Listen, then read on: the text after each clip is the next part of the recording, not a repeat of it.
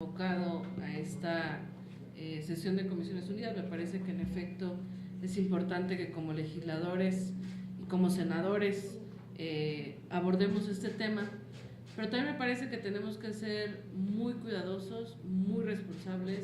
muy respetuosos, muy solidarios y solidarias en las posturas que tengamos.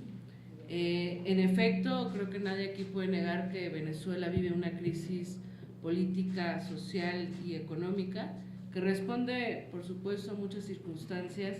que no es el motivo de la convocatoria tratarlas ahora, pero que creo que sí es importante hacernos un llamado como legisladoras y legisladores a dejar de lado las filias y las fobias, las posturas ideológicas, las posturas que puedan, digamos, mermar en nuestro posicionamiento como legisladores. Me parece que la situación que se vive en Venezuela es una situación que puede generar precedentes si no somos cuidadosos con los planteamientos que realizamos. Coincido con la postura que ha tenido el gobierno de México. Me parece que es una postura que justamente se aleja de filias y fobias, que no toma un partido con base en una afinidad a una u otra postura de lo que se está viviendo en Venezuela, sino que por el contrario respeta con mucha inteligencia los principios de relaciones exteriores que nos mandata la Constitución, o que mandata sobre todo al Ejecutivo, principios de no intervención, de respetar la autodeterminación de los pueblos y de buscar una solución pacífica de los conflictos, que además no solo son principios constitucionales, sino que además son elementos básicos de las relaciones exteriores establecidos en la misma Carta de las Naciones Unidas, en la misma Carta de la Organización de los Estados Americanos. Y en ese sentido, me parece que la postura que ha tenido el gobierno mexicano, más allá de señalarla de tibia o de señalarla con cercanía a ciertos gobiernos, me parece que es una postura libre y soberana, porque lo que estamos buscando es no ponernos del lado de una parte del conflicto que hay en Venezuela, sino pensar que hay un pueblo soberano, un pueblo que vive una crisis y que no es a través de la injerencia, de la intervención y de la presión internacional hacia tomar postura de un lado como va a salir adelante el pueblo venezolano. Es a través de la solución pacífica de las controversias, y eso solo se da con diálogo. Y me parece que es importante señalar que pues hay un elemento de inconstitucionalidad con la autodeclaración de Juan Guaidó como presidente. Primero, Juan Guaidó es diputado en funciones. Segundo, la Constitución venezolana no plantea, lo dijo ya la senadora Nancy de la Sierra, no plantea en ningún momento la posibilidad de una autoproclamación, de este tipo, ¿no? Y lo vuelvo a leer por si no quedó claro. En el artículo 233 de la Constitución bolivariana se señala: serán faltas absolutas del presidente o presidenta de la República su muerte,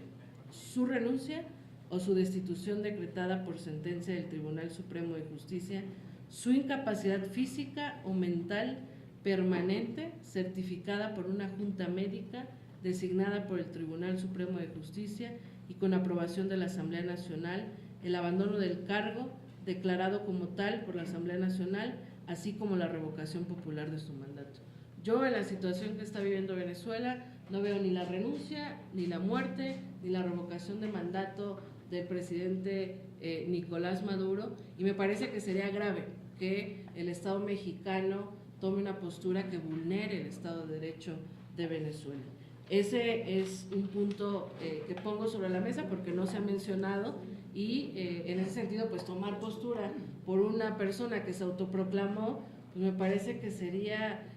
totalmente irracional y fuera del Estado de Derecho más lógico y elemental. Y por otro lado, bueno, tampoco podemos negar que hay un conflicto social, político, que hay señalamientos al interior de Venezuela, pero no es a través de la imposición de una persona y no es a través de la autoproclamación como se va a resolver. El senador Gustavo Madero mencionó que la toma de protesta del actual presidente de Venezuela no tiene legitimidad porque no se realizó por la Asamblea Nacional, o igual lo entendí mal, y me parece que también es importante señalar, porque si no estaremos haciendo solo opiniones subjetivas, que el mismo artículo 231 de la Constitución venezolana plantea, y le daré lectura para conocimiento de todas y todos, plantea: el candidato elegido o candidata elegida tomará posesión del cargo de presidente o presidenta de la República el 10 de enero del primer año de su periodo constitucional mediante juramento ante la Asamblea Nacional, cosa que en efecto no se realizó porque la Asamblea Nacional se ha declarado en desacato. Si por cualquier motivo sobrevenido del presidente o presidenta de la República no pudiese tomar posesión ante la Asamblea Nacional, lo hará ante el Tribunal Supremo de Justicia, y lo hizo ante el Tribunal Supremo de Justicia. Yo aquí quisiera decir, no estoy tomando postura por ningún lado, me parece que no es un tema nuestro ni una facultad nuestra y que violentaría esta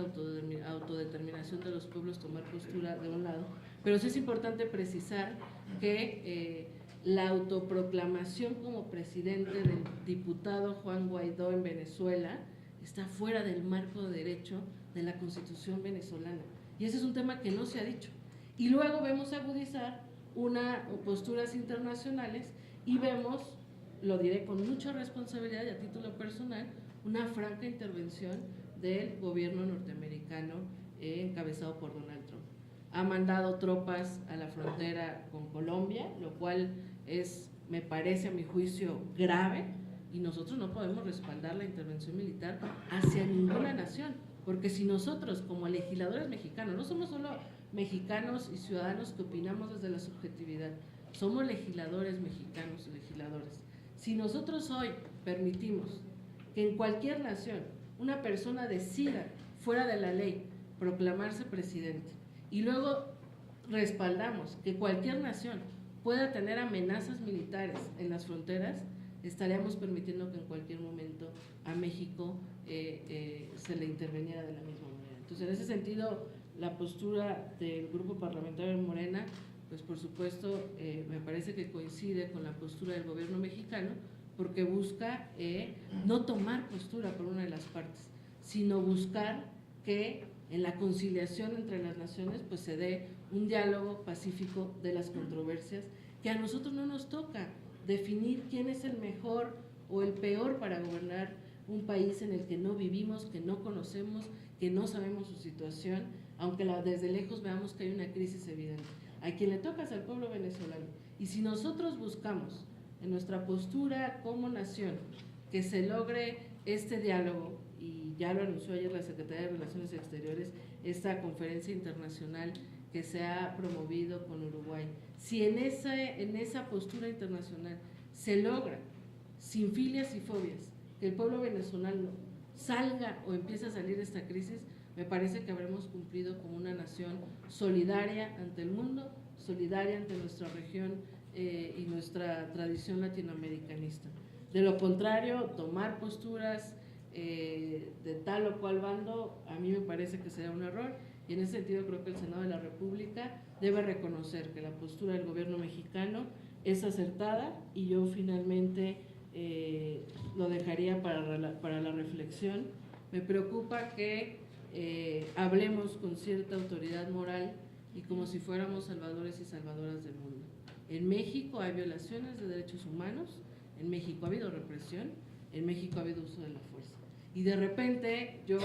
nos miro sentados aquí y digo, hablamos desde una autoridad moral como si en México no hubiera desaparecido, no hubiera presos políticos, como si en México los jóvenes, las mujeres, las comunidades indígenas, los maestros, no estuviesen viviendo en los últimos años una situación grave de derechos humanos. Yo no habría permitido, aunque yo en otros momentos como ciudadana y como militante he condenado la violación de derechos humanos en nuestro país, yo no habría permitido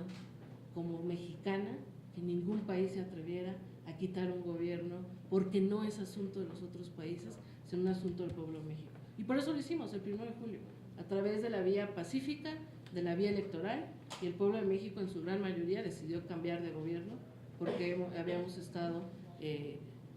pues gobernados por un régimen que no representaba ese llamado de derechos humanos. Entonces,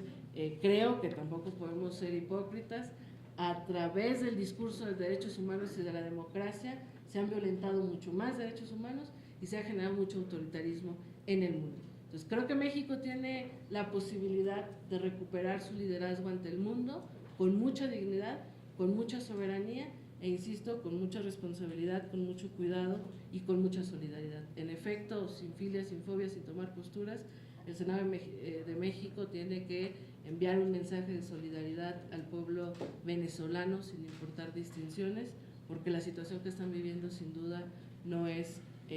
fácil. Pero bueno, eso es lo que quería mencionar. Gracias. Tiene el uso de la voz el